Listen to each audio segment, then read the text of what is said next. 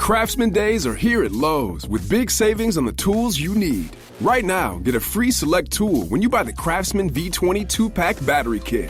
Whether it's the backyard, the bathroom, or beyond, Craftsman has the tools to help you power through and get the project done right. Because DIYing is unpredictable, but your tools shouldn't be. Shop Craftsman at Lowe's today. Valid through 7/9 while supplies last. Selection varies by location. Maximum initial battery voltage measured without a workload is 20 volts. Nominal voltage is 18. This episode is brought to you by Progressive Insurance. You chose to hit play on this podcast today. Smart choice. Progressive loves to help people make smart choices. That's why they offer a tool called Auto Quote Explorer that allows you to compare your Progressive car insurance quote with rates from other companies.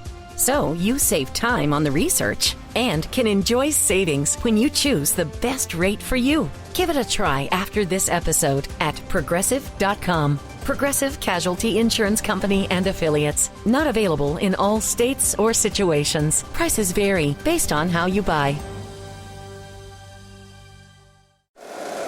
Every team, every topic, everywhere. This is Believe.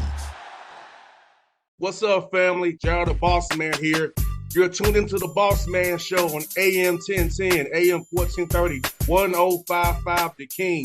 Check The King out at 105theking.com and the Bossman Show at bossmanshow.com. Hit me up on Instagram, The Bossman Show, Twitter at Bossman Show, and Facebook, Bossman Show. It's the Bossman on your radio. Listen to the Bossman Show with your host, JR, Saturdays at 9 a.m. right here on AM 1010, The King. What's up, good people? BetOnline is your number one source for all your betting needs. The latest odds, lines, and matchup reports for baseball, boxing, golf, and more. BetOnline continues to be the fastest and easiest way to place your wagers, including live betting and your favorite casino and card games available to play right from your phone. Head to the website or use your mobile device to sign up today and get in on the action. Remember to use your promo code BELIEVE, BLEAV, for your 50% welcome bonus on your first deposit.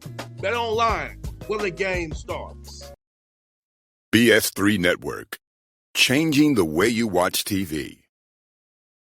Yes, BS3 Network, changing the way you watch TV, covering content and hot topics from A to Z, sports, music, society and culture, movie reviews, you name it, we have it. Check it out on bs3network.com or check us out on Roku, BS3 TV on Roku, as well as check out your favorite podcast on all podcast platforms or Spreaker.com/BS3 Network. You are now tuned to BS3 Network.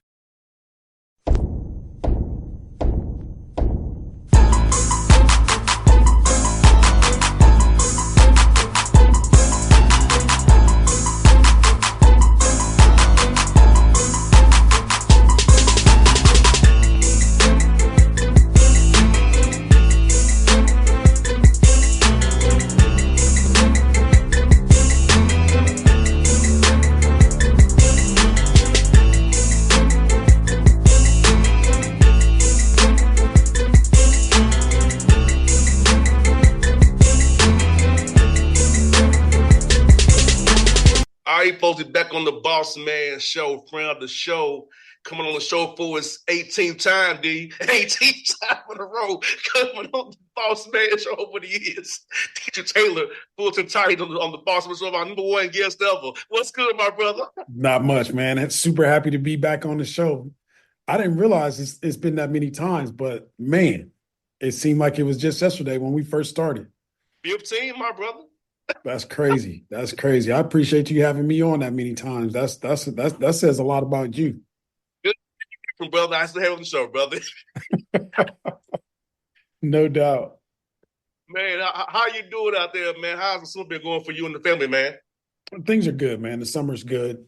We just wind down, finish summer school, and so guys are home right now, and I'm in the office trying to do some knickknacks and get ready for guys to come back. We start school on the 26th, so it's a good time of year. I think we had a really good summer for our guys, and trying to take a little bit of time with the fam and let your hair down a little bit and get ready to rock and roll, man. Now, D, for you, man, I know the year last year when you wanted, man. So this offseason, how did you and your staff prioritize with the guys for us trying to correct the ills of last year and be better this year going forward, my guy?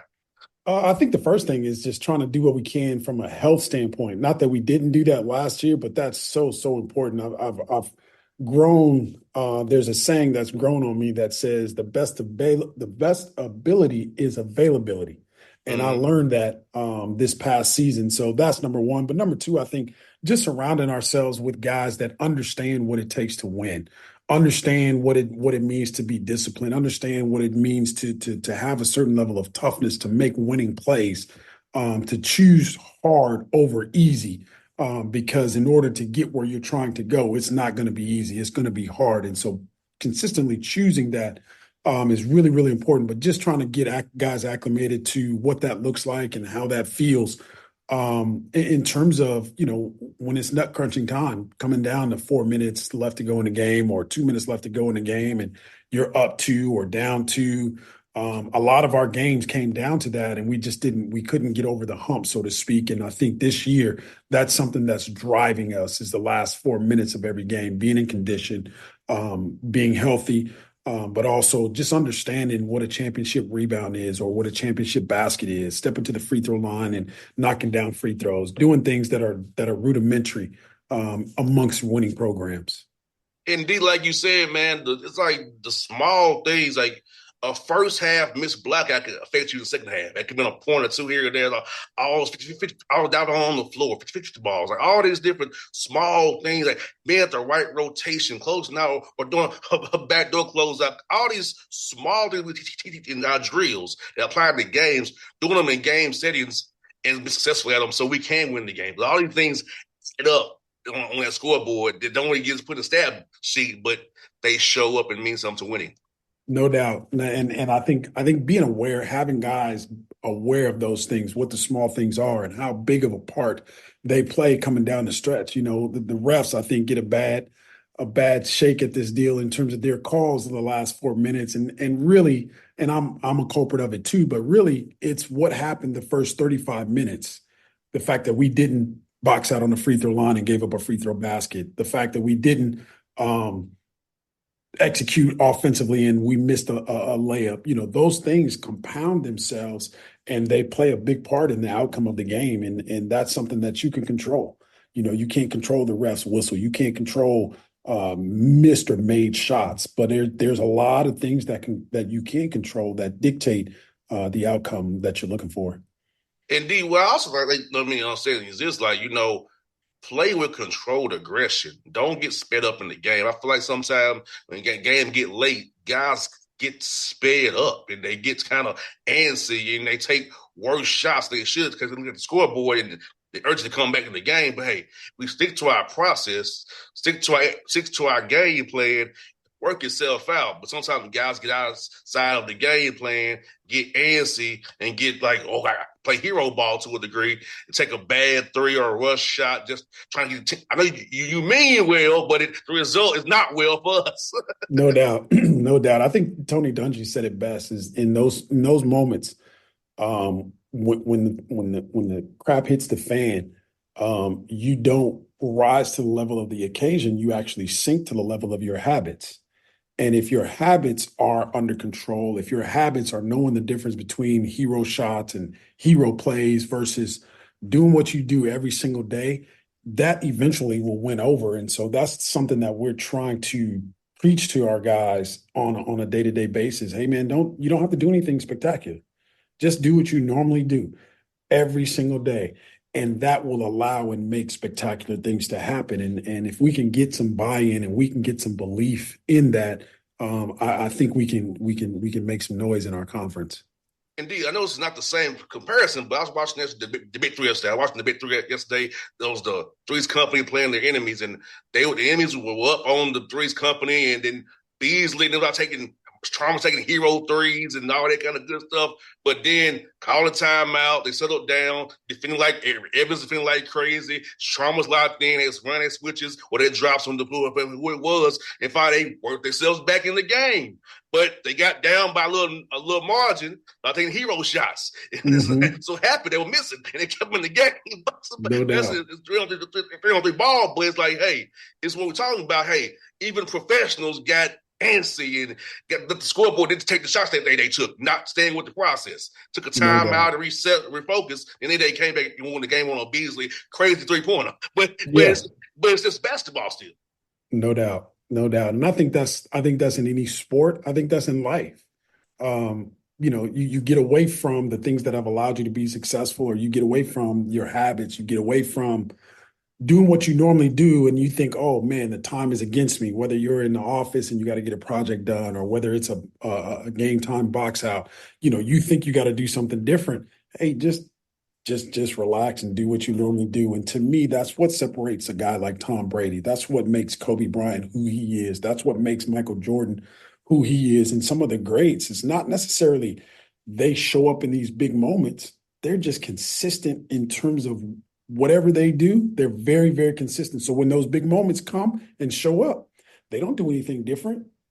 They just do exactly what they do. And they've been synonymous with big moments. But if you look at it, they don't do anything crazy. No doubt. Like even Steph Curry. Like you would think you should be throwing the ball to open LeBron and Kevin Durant, but that's a good shot for him. No doubt. No doubt. That's a great shot for him. So, but everybody now Steph Curry, but usually, yes, you sort of go the ball to open Durant and LeBron, but in that case, only one man, in my opinion, Steph Curry has still a good shot. No doubt. No doubt. As I was watching that Olympic game, the fan in me said, hey, pass the ball because LeBron was open, or pass the ball because Kevin Durant was open. But the coach in me completely understood the statistical data that says that is a good shot for Steph. Put it on the rim. Let's go. Let those other two go get it.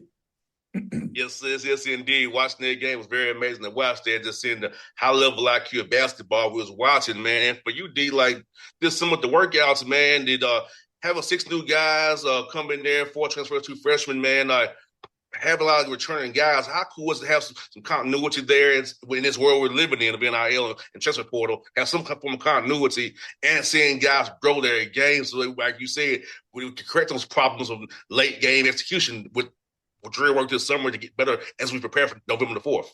Yeah, I think the biggest thing is just getting used to the fact that you're going to have at least 6, maybe 7, sometimes 10 new guys on your roster, and be okay with it. Not necessarily be okay with it, but understand that's going to happen. So that having that awareness of what to expect, number one. But number two, we're really, really fortunate, man. We have some really, really high character, high level guys in our program that they just understand right from wrong. They choose right more than they choose wrong. It's not to say that they don't choose wrong. They do.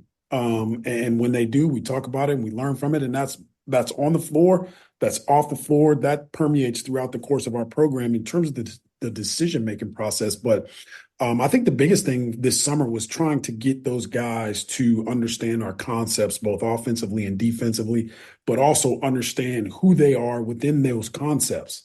Everybody comes here with, I want to win, not realizing that their version of I want to win is probably not going to look like what winning actually looks like down the stretch. And so being able to understand that and being able to buy into that, but also understand the significance of team chemistry, understanding the significance of our leadership and guys getting along. And so there's a lot of things that we try to do over the course of the summer, but I think we established a work ethic that is really, really important. We established a level of connectivity and chemistry that's really, really important. And hopefully it will carry us through, tough times when we hit tough times. But I think that's really, really important. And the teams that are able to do that from a chemistry standpoint, you got a lot of new guys and a lot of different thought processes and all of that stuff. The teams that are able to galvanize those guys and quickly come together over the course of a 9-month or 10-month period,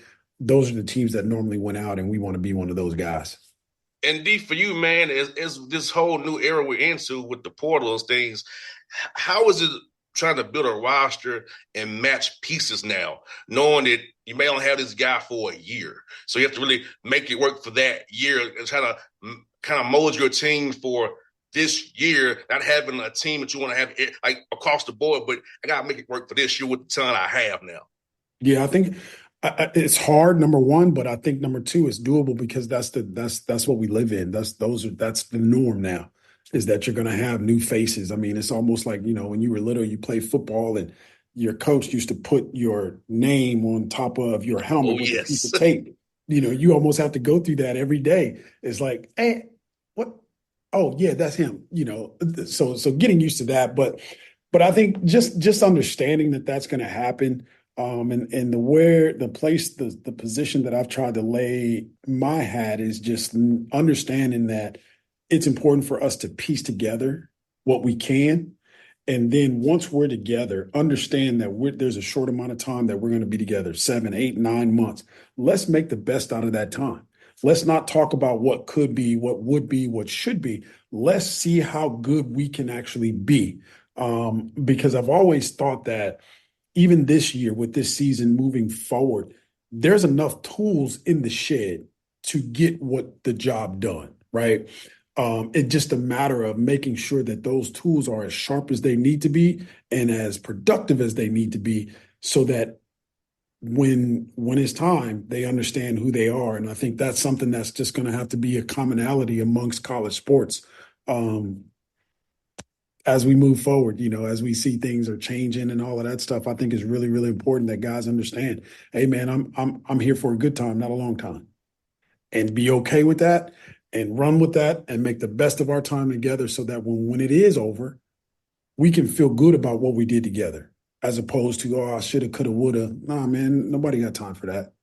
No doubt, man. And you got two freshmen coming in too, man. Lolo and Davis. Talk about those two young men you got coming in there to help you out this year and to be a part of this Fulton family. Yeah, I think Lolo Lawrence he's from San Diego, California, so he's right up the road. But in terms of physically, he is physically fit and ready to step in and do some things. I think he is unbelievable athlete. I think the game is starting to slow down for him, and he understands his athleticism and how to use that in the course of a game. Being able to get downhill, but also being able to defend is something that's really, really good for us. So just from a leadership standpoint, he is a true lead guard. I don't even like to call him point guards no more. He's a lead guard where he's trying to supply his team with the basketball so that they can score. But he's also trying to lead them and understand that, from a defensive standpoint, it starts and ends with him. Davis is probably the most intriguing prospect that we've had in a long time. The guy, when we signed him, he was 6'8". Right before he left to go home for the summer, the dude was 6'10". And he is I would call him a Ginsu knife. He can do a little bit of everything. A Swiss knife, rather. He can do a little bit of everything. He can put it on the floor and get to the basket. He can shoot with time and space. But he can really, really defend 1 through 4, 1 through 5, maybe, in terms of his length. There's a lot of things that I think he can do, but he also is a young gun. He's only 17, 18, so he doesn't know what he doesn't know. But both of those guys, I think their work ethic has really allowed them to separate themselves from a lot of the other guys across the country, really. Indeed, with them, this has been the last year of the COVID year, so he won't be playing against 24, 25-year-olds like he is right now. So how important is it for guys like Lolo and Davis to get stronger, knowing you're playing against like truly grown men, due to the way the rules are with the COVID year and guys standing around much longer? I think it's really, really important. And I think it's important for two areas. Number one, physically, just getting stronger and being able to do certain things on the floor. But I think also, probably more importantly, mentally, knowing that I've put in the work to get as strong as I possibly can during this time period. I still got a long ways to go, but I'm physically, mentally confident in my ability because I put in the work. And that to me is almost man, the summer, I think is really, really important to lay that foundation from a strength standpoint, mentally and physically for those guys. And they have really taken on to that and understand how important that is, because it's something that we talk about as a staff. I think it's something that our strength coach talks about to nauseum, and literally he sees them before they get on the floor with us throughout the whole year, not just the summer, but even during the course of the year. So September, November, he sees them, and then we get out, we get after on the floor. And it's the same thing in January, February. So from a confidence standpoint, I want those guys to understand how important their work is in there. And those two guys in particular have done a good job understanding that concept. I got two more for you, D. One on being football coming up. What's your thoughts on the season, man? Are you thinking they're gonna give Lamb his money and keep Dak wearing one more year? What's your thoughts so far, man? Man, I wish I had Jerry Jones' number, because I would sure enough call him and tell him to give Lamb his money. There's no way we can be who we need to be with that dude sitting at home. I mean, that you have an ability to put a collection of talent on the field, and you're not. I mean, I know money is always, a stickler with what they do at the professional ranks, but you're not going to have CD Lamb and Dak for a lifetime. You'd be fortunate enough to have, but I don't think the salary cap will allow that. And so I'm hopeful that CD does get on the floor or field, and the Cowboys can get back to who they are, which is America's team at the top. Now, D, I'm shocked that Parsons did not hold out. I would have held out. I was shocked he didn't do it, because you play more positions, more dangerous than CD does. I was like, look, bro, if I was agent saying, hold out, you a lineman, you in the trenches. CD's a receiver. He got room to operate and get down. You don't, brother. Yeah. But he didn't hold out. So I'm like, but you got to pay him too.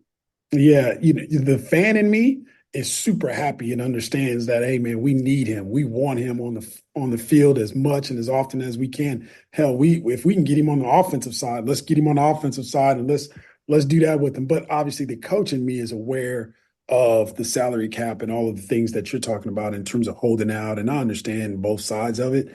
But on Sundays, I'm more of a fan than I am a coach. That started when I was 10 or 11 years old. So like, I'm a fan. Like, I turn my phone off. My mama don't even call me. She knows I ain't answering the phone when the Cowboys is on. So it's that serious to me. So hopefully we can get everybody on the field and make do with what we got, because again, like our basketball team, there's plenty enough tools in the shed to get the job done. And when I say get the job done, I'm talking about winning a Super Bowl, which is, maybe crazy talk, but I believe in the Cowboys like that. So that's what we're gonna do. You have to, man. And the last one for you, man.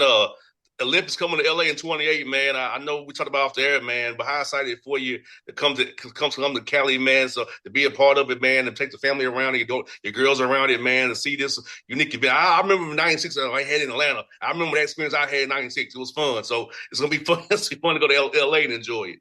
No doubt, it's gonna be crazy. Shucks, even though it's 4 years away, I mean, we're already talking about buying tickets or getting access to different venues and different events and all that stuff with my girls. I'm sure they'll want to see soccer. I'm sure they'll want to see gymnastics. I'm sure they'll want to see volleyball. And of course, I want to see basketball. So we'll try to take advantage of being from here, but some of the contacts like yourself, hopefully can lend us a helping hand to make our appearance at the 28 Olympics worthwhile. No doubt with D, man. It's been a great. It depends on the show, my brother. We don't know what 19. Hopefully, 19 will be when you go into the big dance in March, man. Hopefully, that's number 19. Hopefully, man. so we can put that in the ecosystem now. Hey, and 19 is praying for D. We're gonna be when go to the big dance, man. No doubt. Our 15 seed this time. No doubt. I don't care if I'm a 17 seed. I just want to be in the tournament, man. That being in the tournament, that means we didn't won a lot of games. So that's all I care about. And I appreciate you having me, man, and sticking with me. And I enjoyed conversation with you and all of that stuff on and off the air. So anytime you call, I'm on. No doubt. My brother, it's always a pleasure, my guy. Okay, dude. Appreciate it, man. BS3 Network. Changing the way you watch TV. Yes, BS3 Network, changing the way you watch TV, covering content and hot topics from A to Z. sports, music, society and culture, movie reviews. You name it, we have it. Check it out on bs3network.com or check us out on Roku, BS3 TV on Roku, as well as check out your favorite podcast on all podcast platforms or Spreaker.com/BS3 Network. You are now tuned to BS3 Network. What's up, good people? Bet Online is your number one source for all your betting needs. The latest odds, lines, and matchup reports for baseball, boxing, golf, and more. Bet Online continues to be the fastest and easiest way to place your wagers, including live betting and your favorite casino and card games available to play right from your phone. Head to the website or use your mobile device to sign up today and get in on the action. Remember to use your promo code BELIEVE, BLEAV, for your 50% welcome bonus on your first deposit. Bet Online, where the game starts. What's up, family? Jared the Bossman here. You're tuned into the Bossman Show on AM 1010, AM 1430, 1055 The King. Let the King out at 105theking.com and the Bossman Show at bossmanshow.com. Hit me up on Instagram, the Bossman Show, Twitter at Bossman Show, and Facebook, Bossman Show. It's the Bossman on your radio. Listen to the Bossman Show with your host, JR, Saturdays at 9 a.m. right here on AM 1010, The King.